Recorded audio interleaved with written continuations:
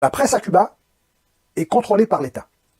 Les opposants politiques n'auront pas accès aux médias d'État pour exprimer leur opinion. Il faut savoir que la liberté d'opinion et la liberté d'expression est corrélée à la sécurité de l'État. Pas tant à l'appareil, mais au fait qu'un État se sent sûr de lui-même.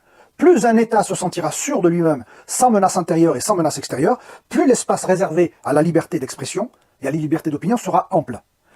Plus un État sera assiégé de l'extérieur notamment, plus l'espace des opinions sera réduit.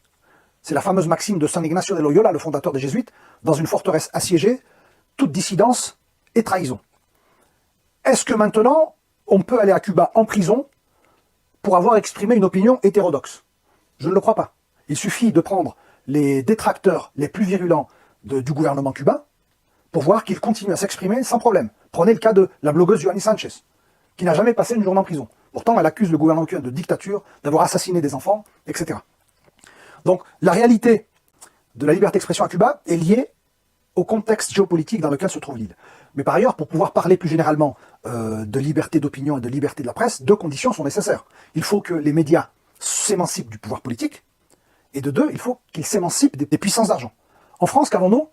Nous avons 9 milliardaires qui contrôlent 90% des médias. Nous avons une concentration des médias. Les puissances d'argent investissent dans des médias qui sont structurellement déficitaires.